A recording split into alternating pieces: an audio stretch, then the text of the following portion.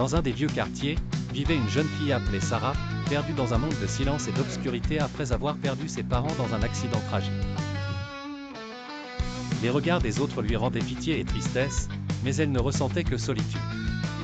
Pour elle, la vie n'était qu'une suite de jours longs et ennuyeux, jusqu'à ce qu'un jeune homme nommé Youssef entre dans sa vie. Youssef était un jeune homme aux yeux étrangement tristes, presque comme si la vie lui avait tout pris.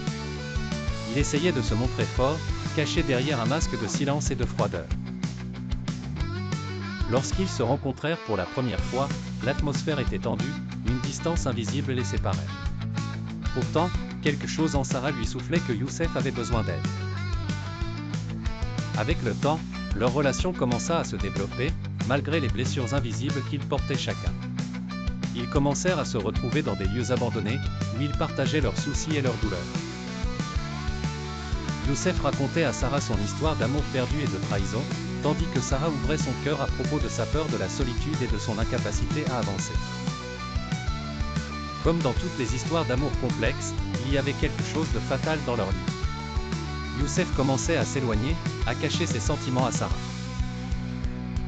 Il luttait intérieurement entre son amour pour elle et son désir de rester à l'écart pour se protéger de la douleur. Sarah sentait que son cœur se brisait, comme des feuilles d'automne tombant. Un jour, Sarah décida d'aller voir Youssef pour lui demander de rester, de se battre pour leur amour. Mais elle le trouva, regardant l'horizon comme si sa vie était arrivée à son terme. Sans un mot, il exprimait sa souffrance. Lorsqu'elle s'approcha, il lui offrit un sourire triste et dit « Tu mérites mieux que moi, je ne peux pas être avec toi car j'ai tout perdu et je crains de te perdre aussi. »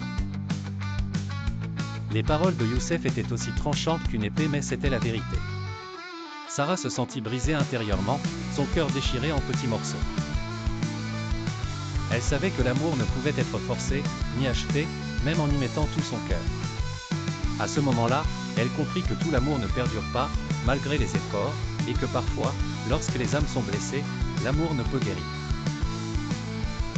En s'éloignant, elle sentit qu'une partie d'elle-même restait avec Youssef.